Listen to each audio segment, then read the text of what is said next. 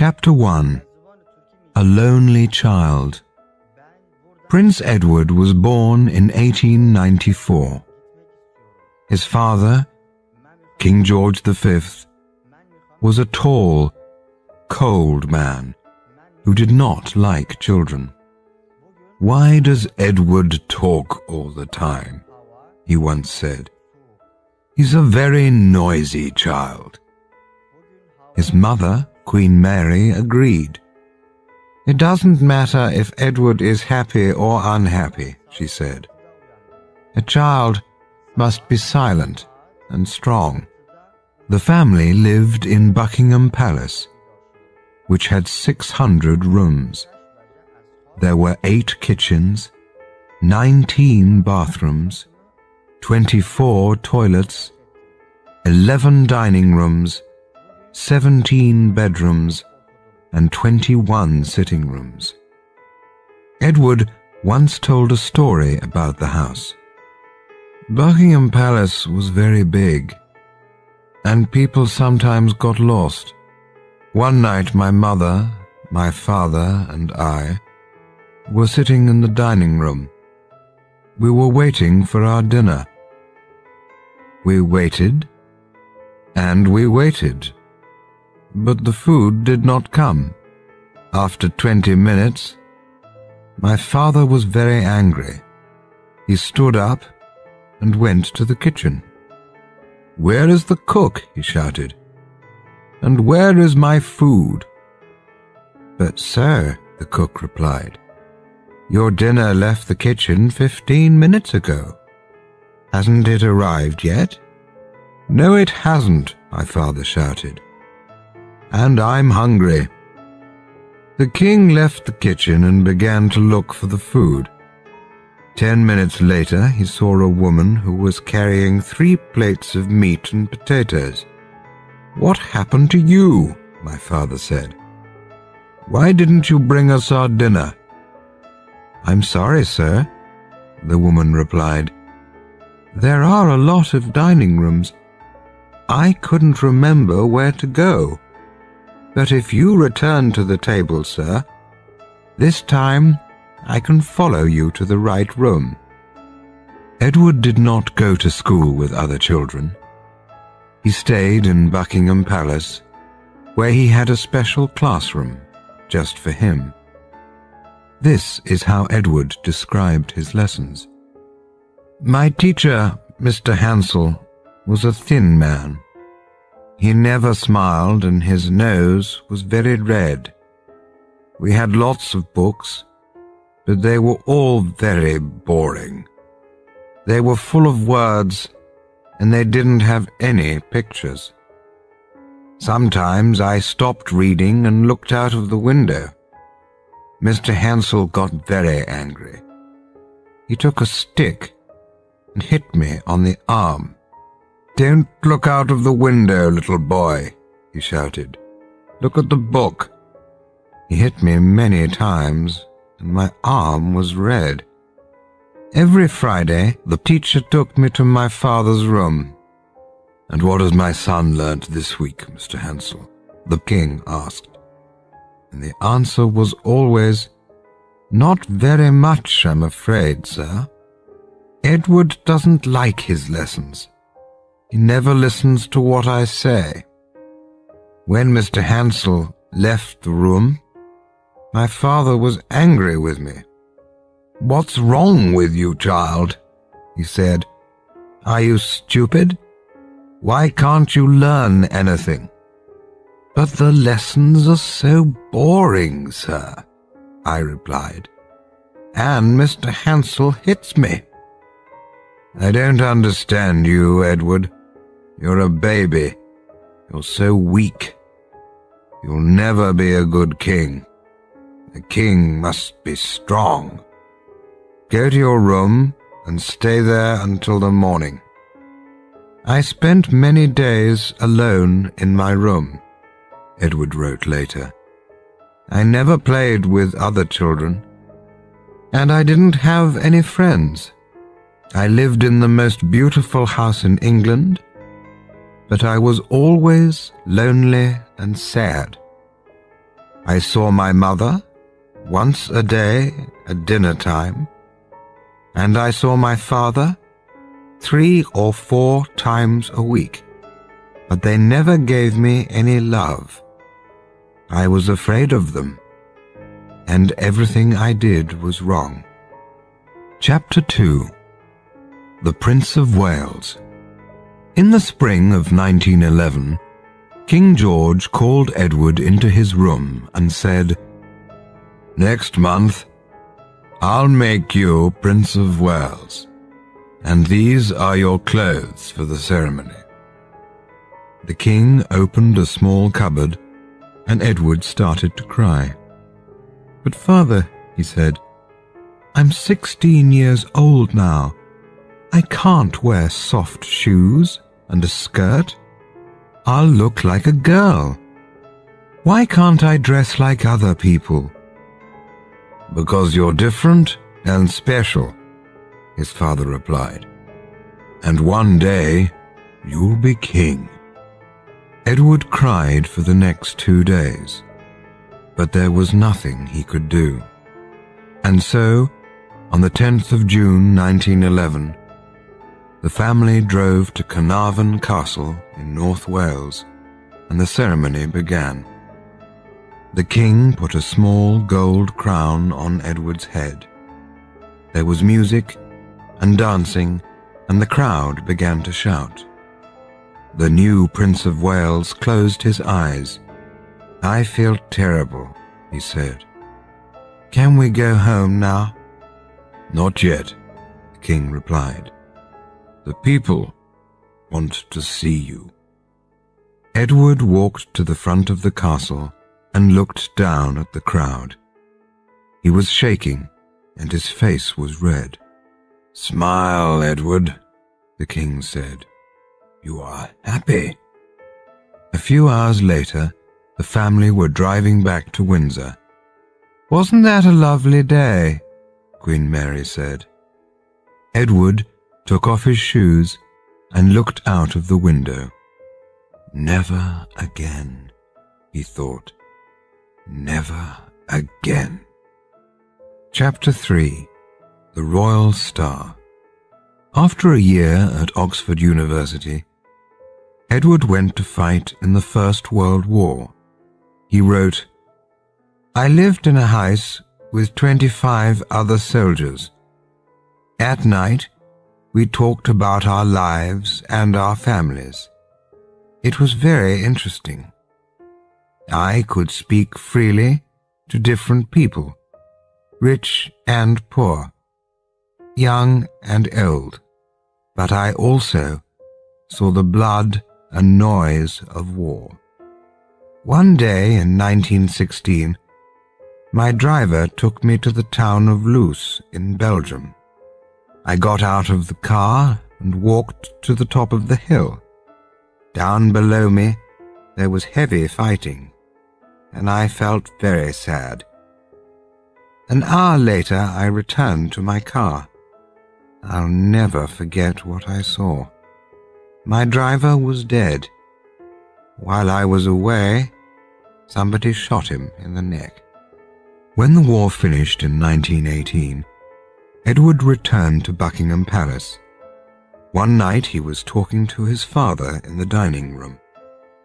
"I don't understand why countries fight," the prince said. "The war has finished, but nothing has changed. There are still millions of poor and hungry people. It's not right. Somebody must do something." "Well," King George replied, "you can't change the world if you sit by the fire.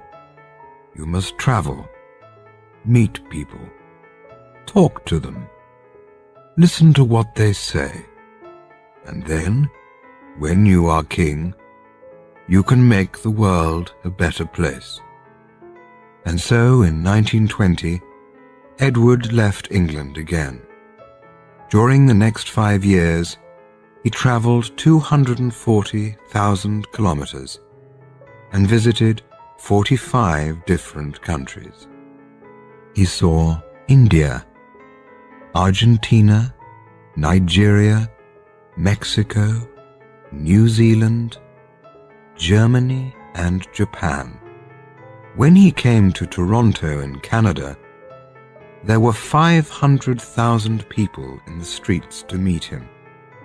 Everywhere, thousands of people waited to see him. There were crowds of 190,000 in Cape Town, 300,000 in Paris, 500,000 in New York, and 750,000 in Melbourne.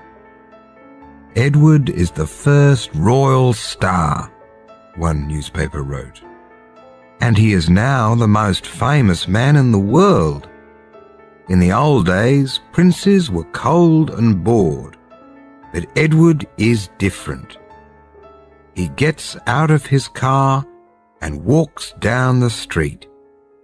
Every 2 or 3 minutes, he stops and speaks with the crowd.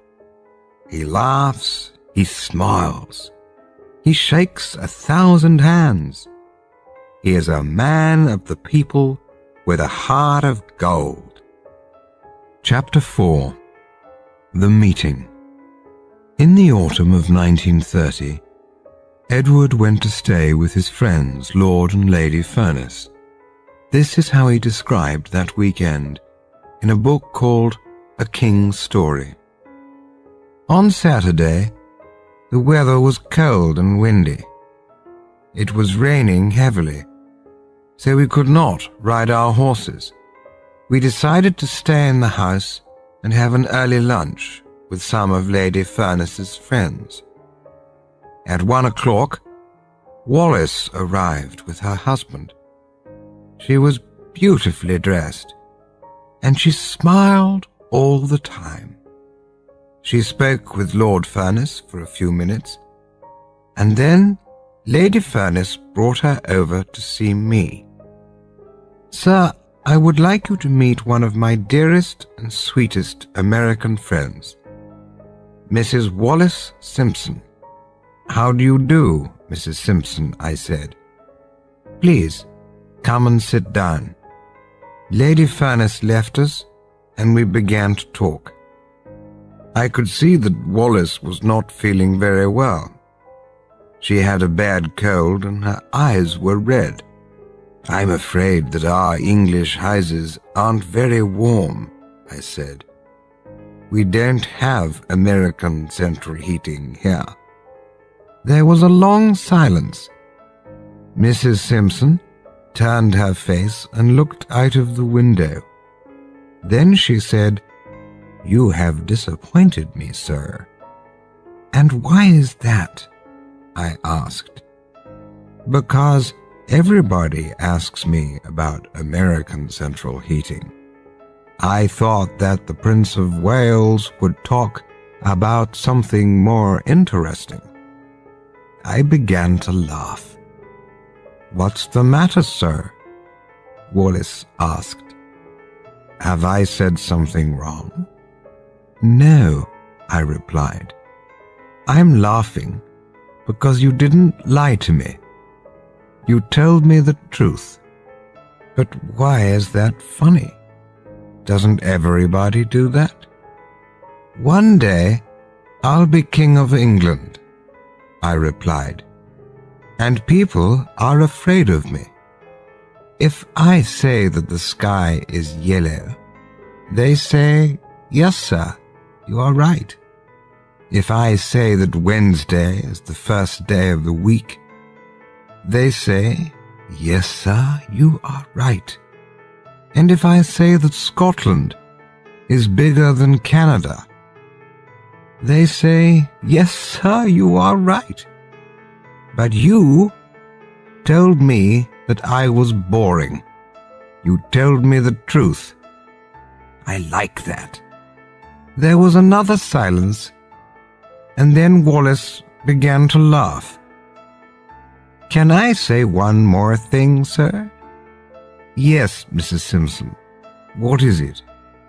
"It's your trousers, sir." "My trousers?"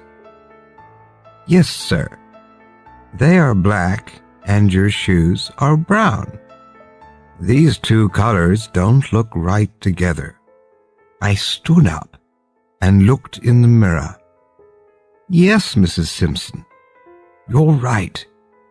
I look very strange. The next time we meet, I will be better dressed. When lunch was ready, we walked through into the dining room. I sat at one end of the table, and Wallace sat at the other end. I was watching her very carefully. I thought how beautiful her hands were. She began talking to Lady Furness, and then, a few minutes later, she turned and smiled at me. I felt very happy. After lunch, Wallace came over to say goodbye. My husband and I have to leave now, sir. We're going to another party in London. I wanted to speak to her, but I could not find the right words. I don't know why. We shook hands, and Wallace walked away. I went into the next room and sat down near Lady Furness. Tell me about Mrs. Simpson, I said. What would you like to know? She asked. Everything, I said. Then perhaps, sir, you would like to walk in the garden. We can talk more freely there. We stood up and left the house by the back door. We walked slowly through the trees, and Lady Furness told me about Wallace. Chapter 5. Wallace. This is how Lady Furness described Mrs. Simpson's early life to Edward. Wallace was born in Baltimore. She never knew her father. He died when she was 5 months old. But her mother was a strong and loving woman, and Wallace was a happy child. When she was 20, she married a man called Winfield Spencer. For the first few years, they were happy together. But one day, Winfield lost some money in the street. He was very angry. When he came home, he took a bottle of whiskey from a cupboard and began to drink. That night, he hit Wallace in the mouth. She screamed, and he hit her again. There was blood on her face, and she was shaking like a leaf. Please, Winfield, she said, no more. But Winfield took her arm and pulled her up the stairs. You're my prisoner, he shouted at her, and you're not going to leave. Then he pushed her into the bathroom and locked the door. The next morning, Wallace went back to her family. I can't stay with him, she said. I want a divorce. Poor Wallace, Edward said. But what happened next, Lady Furness? Well, said Lady Furness, a few months later she met a fine man called Ernest Simpson. He's quiet, but interesting. They got married, and they now live in a beautiful flat in the centre of London. And are they happy? Asked Edward. Lady Furness looked at the prince and smiled. I don't know, sir, she said. I don't know. During the next 2 years, the prince saw Wallace once or twice a week. They had the same friends, and they often met at parties. Mrs. Simpson knew a lot about life, Edward once said. She loved books, food, people, and travel. She was very beautiful, and her eyes were full of fire. She was friendly and easy to talk to, and after a while, I opened up my heart. We had no secrets. I told her everything, and that's how it all began. His eyes were always sad, Wallace said about Edward. And sometimes he looked like a child, so young, so quiet, so weak. He had no real friends. Perhaps people were a little afraid of him, but he was a warm and kind man. When he talked to me, I felt my heart jump. I wanted to be alone with him, but I knew that wasn't possible. Did the prince love me in those early days? No, I don't think so.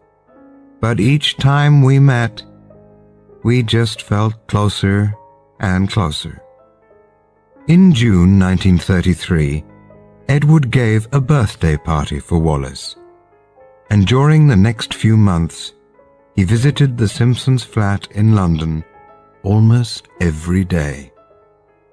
One evening, the prince asked Wallace and Ernest to go skiing in Austria. "I'm sorry, sir," Mr. Simpson replied. "I have to go to America on business, but perhaps Wallace and her aunt can come with you." "We went to Kit's ball as friends," Wallace wrote later. "But when we came home, we were in love. And a few months later, the prince asked me to marry him. It was just like a dream." Chapter 6. The King is Dead. Long Live the King. In January 1936, Edward went to Windsor for a few weeks. He was tired of town life, and he wanted to work in his garden and ride his horses. But then, one afternoon, there was a phone call from Queen Mary. "Edward," she said, "you must come back immediately. Your father is very ill, and I think he's going to die." When Edward arrived, he went straight to his father's room. He walked to the side of the bed and kissed his father's white face. The king opened his eyes and smiled. Then he took his son's hand and said, "Be a good king, Edward, and be good to your mother." "Yes, father, I will." The king closed his eyes and did not speak again. Just after midnight, he died. Then Queen Mary took Edward's hand and kissed it. "My child, you are now king," she said softly. "God be with you." His 3 brothers came to him one by one, and they each kissed his hand. "The king is dead. Long live the king," they said. At 1 o'clock, Edward left the room to telephone Wallace. "My father is dead," he said. "I'm so sorry, sir." "I must stay here for a while," Edward went on. "But I'll phone you at the weekend. Nothing will change between you and me. I love you more than ever, and you will be my queen." "Let's not talk about that now," Wallace replied. "You must go back to your family." "But you are my family, Wallace. You are everything to me. Good night.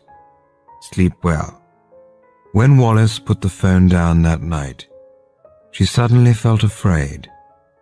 "Edward is now king," she thought. "But what will happen to me?" Chapter 7. The Church. In the spring of 1936, Mrs. Simpson wrote a letter to her husband. "Dear Ernest," she wrote, "you have been very kind to me. You are a good and strong man. But I must tell you that our marriage is finished. I am in love with the king, and I want a divorce. Don't be angry. There is nothing you can do. I'll never forget you, but I have to be free." Ernest replied immediately, "Your letter arrived this morning. I will do what you ask, but I'll never stop loving you. And if you need me, I'll always be here." That night the king and Wallace met at a small restaurant in Piccadilly. Edward read Ernest's letter again and again. "That's wonderful news," he said. "Nothing can stop us now." The next day, when Edward came down to breakfast, Gordon Lang, the Archbishop of Canterbury, was waiting for him. "Good morning, Gordon," the king said. "How nice to see you again. And what can I do for you?" For a minute the Archbishop said nothing. Then he opened a small black bag and took out 3 newspapers.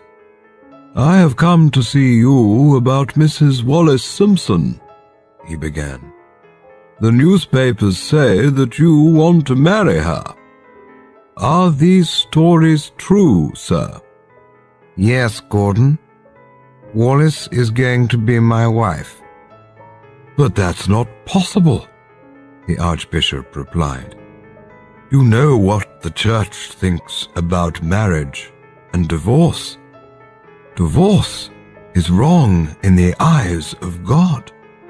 Edward smiled and then said, "Can I ask you some questions about God, Mr. Lang?"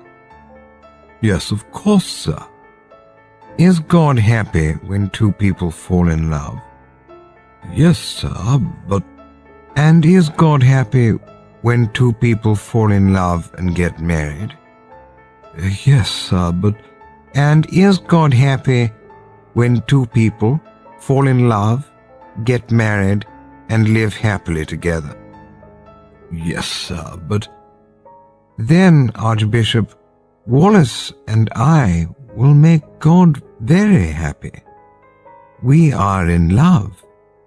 We'll get married, and we'll live together happily." "But you don't understand, sir," Mr. Lang replied. "The Church says that divorce is wrong. Mrs. Simpson cannot leave Mr. Simpson and then marry you. You must forget about her and find another woman. Please, sir, I must ask you to think again." "That is not possible," Edward said softly. "When Wallace is free, I shall marry her." There was a long silence. The Archbishop looked down at the floor and shook his head. "You're making a big mistake, sir," he said. "The Church is very strong, and we will not have this woman as our queen." Suddenly, Edward stood up, his face red and angry. "Thank you for coming," he said. "But I have nothing more to say, and I want to be alone." The Archbishop stood up to go, but then turned and touched the king's arm. "Please, sir, think again. The Church will be against you." "I don't care," Edward replied. "I have God on my side, and that is all I need. Goodbye, Mr. Lang."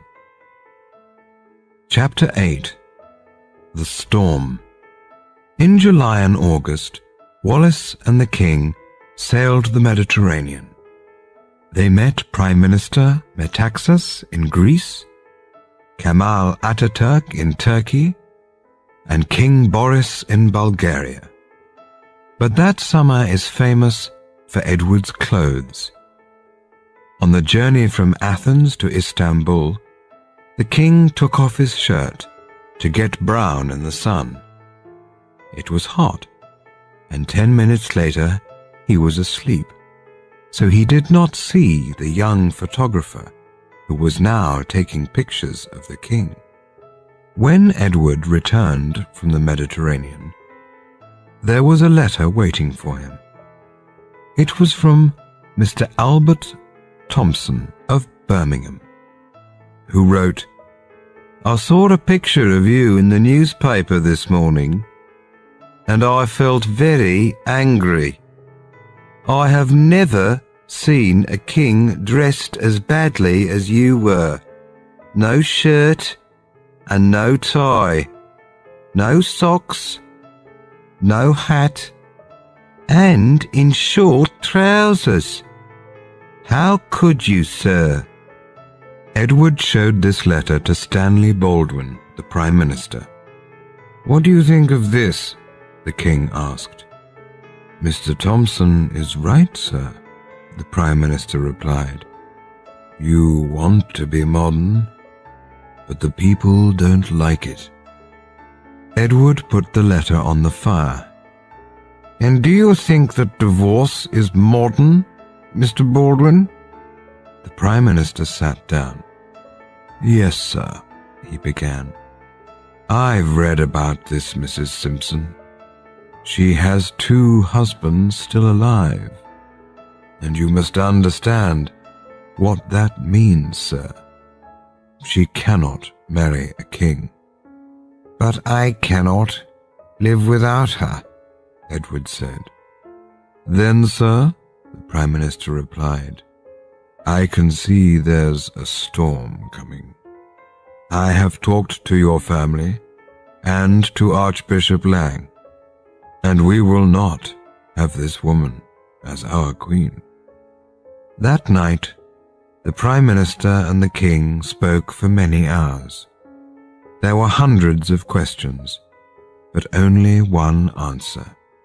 And so, in the early hours of the next morning, Edward said, "You tell me that Wallace cannot marry a king. So there is only one thing that I can do. I will give the crown to my brother and leave England. I must follow my heart. You tell me that it's a crime to fall in love. You tell me that it's wrong to be happy. How strange this country is." An hour later, Edward telephoned Wallace. "The Prime Minister says that a storm is coming," Edward said. "So I want you to go away." Wallace packed her bags and left for France. Then Edward went to see his mother. It was a sad, strange, and angry meeting. "Do you know what you are doing?" the Queen asked. "Look out of that window. Outside this palace, there are 400 million people who call you king. They need you, and you will leave all this for Mrs. Simpson?" "Yes, Mother, I will. I'm in love." "Love?" Queen Mary shouted. "You're a king. You must love your country first." "But I'm also a man," Edward said softly, "and there's nothing that I can do." That afternoon, the King telephoned Winston Churchill, one of his closest friends. "I have some sad news," Edward began. "Last night, Mr. Baldwin came to see me. I have decided to go away next week." "Do you mean on holiday, sir?" "No, Winston. I'm leaving England. I'm never coming back. George will be king." "But that's not right, sir. You're a free man. You must stand and fight." "No," the King said. "I have seen war, and it's a terrible thing. I don't want to fight again." "But the people love you, and they want Wallace to be queen." "Perhaps they do," Edward replied. "But she cannot be queen. My enemies are stronger than I am. I am just a sailor. And when the winds change, the sea moves, and it takes my boat away. Chapter 9. The Woman I Love. A few days later, Mr. Churchill came to see Edward at Buckingham Palace. At first, the king was quiet. Then he said, "This is my last night in England, Winston. I love this country. I wanted to be a modern, kind king. I wanted to change the world, but they stopped me. And now I have to leave." It was 10 o'clock. Edward stood up and walked over to the window. In the dark streets below, there were hundreds of people. They were singing and calling his name. "Edward, Edward, we love Edward," they shouted. "Long live the king! Long live love!" Suddenly, the king turned to Mr. Churchill. "Why is this happening to me, Winston?" he cried. "What have I done wrong?" He sat down and put his head in his hands. There was a silence in the room, but through the open window came the shouting from the street. "Long live Edward! Long live love! Long live Edward! Long live love!" Mr. Churchill came over and put his hand on the king's arm. Edward looked up. "Thank you, Winston," he said. "You were a good friend to me." "Thank you, sir. And you were a good king." At 10 o'clock the next morning, the telephone rang in Edward's bedroom.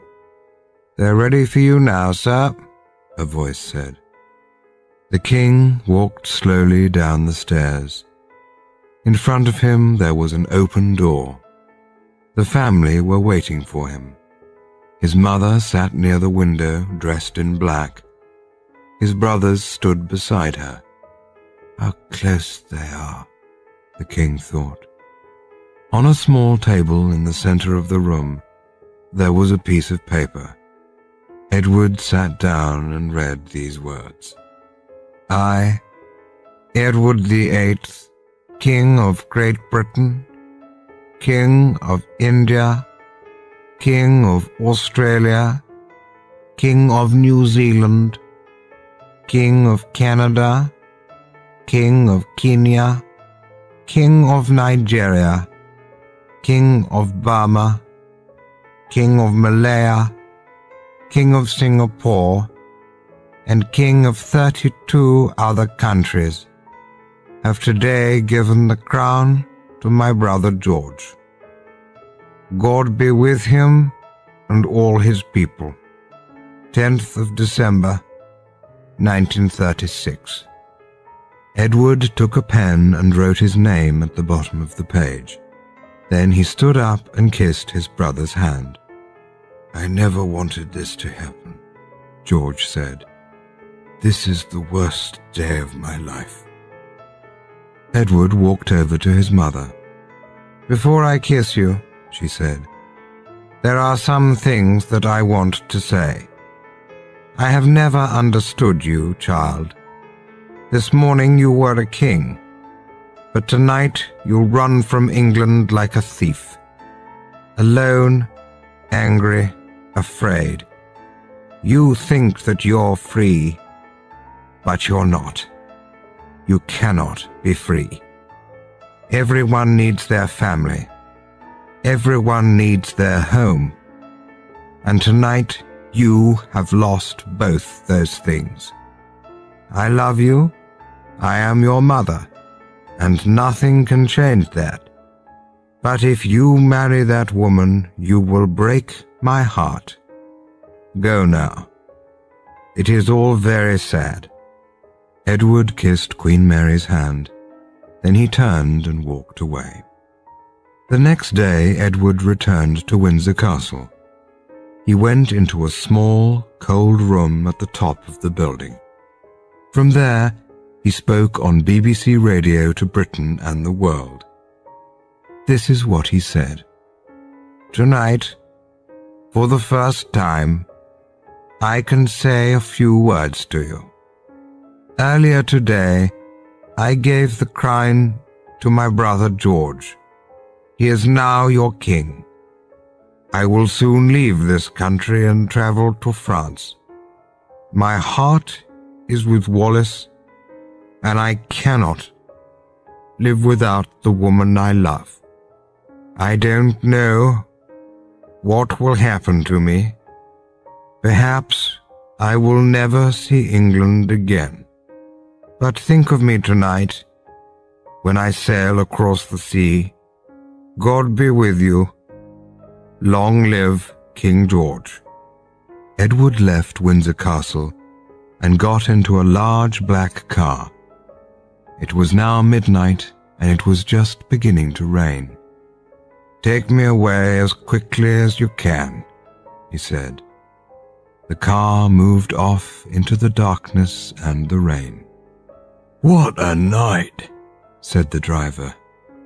"I think the sky is crying, sir." At 1:30 a.m., they arrived at Portsmouth.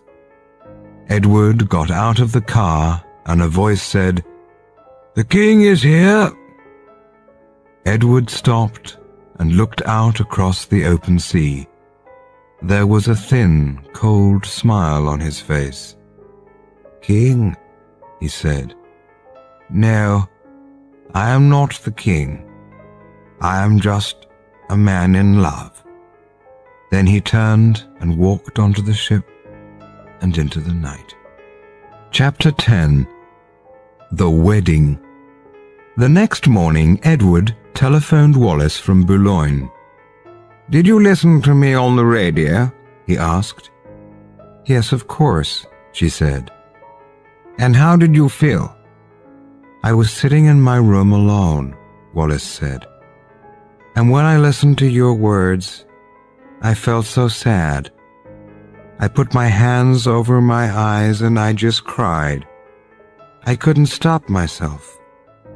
You have left everything for me. But I love you so much, Edward, and with me you'll be the happiest man in the world." "I am that already," he replied. "You are all that matters in my life." Edward married Wallis Simpson 6 months later, on the 3rd of June 1937. None of the royal family came to the wedding. Edward was 43, Wallis was 41, and they now took a new name, the Duke and Duchess of Windsor. A few weeks later, Edward wrote to his brother, King George. "I was surprised that you didn't come to the wedding," he wrote. "But Wallis is now my wife, and nothing can change that. As you know, we have a house in Paris, but France is not my home, and I want to live again at Windsor, with Wallis by my side." "I'm sorry, Edward," King George wrote back, "but you know how I feel about that woman. I do not like her. I will never like her. You can live here, but Wallis cannot." "My brother," Edward said later, "pushed me away like a dog. I will never forget what he did. And after that, I decided that I didn't want my family. They didn't want Wallis, and so I didn't want them." Chapter 11. Paris. For the next 30 years, the Duke and Duchess lived in Paris. They gave parties and travelled round the world, but they never went back to Buckingham Palace. When King George died in 1952, and Queen Mary died in 1961, Edward returned to Windsor for a few days, but Wallis stayed in France. "It's your family," she said, "not mine." But then, in 1966, the Duke and Duchess met Queen Elizabeth, the daughter of King George, at a small party in London. After 30 long years, it was time to forget the past. Elizabeth kissed the Duchess and touched her arm. Then she turned to the Duke and said, "Wallace is so beautiful, Uncle. I think you're a lucky man." "That day, Elizabeth was very kind to us," Edward wrote later. "But why couldn't my mother or my brother say those words to me?" On BBC television in 1969, the Duke and Duchess spoke about their life together. "Do you argue?" someone asked them. "No, not really," the Duchess replied. "But there's one thing about my husband that I really don't like. He is always late. It doesn't matter if he's meeting a queen, a president, or a film star. He can never arrive on time. I don't know why. I have tried to change him, but it's just not possible." The Duke smiled and touched her hand. "I know that I'm often late," he said, "but on our wedding day, I arrived at the church 20 minutes before you. I was early and you were late." "Yes, that's true," the Duchess said, and they both laughed. "You could see real love in their eyes," one newspaper wrote. "They were on television, but they forgot about the cameras and the millions of people who were watching. They were just two people in love." The Duchess was famous for her jewelry. "After my husband," she once said, "I love jewelry more than anything else in the world." And after 35 years with the Duke, she had hundreds of pieces, which came from all over the world. "I have never met a more beautiful woman than Wallace," Edward wrote, "and I loved giving her presents. She has given me so much happiness. I buy her jewels to say thank you." In May 1972, the Duke became ill. When the doctor arrived, he listened to Edward's heart and then said, "How many cigarettes do you have a day, sir?" "About 40 or 50, the Duke replied. "But please, don't ask me to stop. I've smoked for 60 years, and I cannot change now." That night, Edward called Wallace into the room. "I feel very tired," he said, "and I'm afraid. I love you. I have been very happy with you, and you have been a wonderful wife. When I die, I want you to take my body back to Windsor. Will you do that for me?" "Yes, of course," she said, and they both began to cry. The Duke of Windsor died 1 hour later with Wallace by his side. 3 days later, a blue aeroplane arrived in Paris. Wallace went back to England with the Duke's body, and for the first time in her life, she entered Buckingham Palace. A week later, the Duchess returned to France, and for the next 14 years, she lived alone in Paris. The big house was dark. The doors were locked, and she did not go out. In the afternoons, she sat in the dining room with Edward's love letters. "They were so beautiful," she said. "I read them again and again." But then in 1986, Wallace became ill. She went to a small hospital near the house, and a few days later she died. "Without Edward," she once wrote, "my life was empty." She was buried in England next to her husband at Windsor. "It's a strange thing," one newspaper wrote. "When they were alive, the Duke and Duchess could never live in Britain.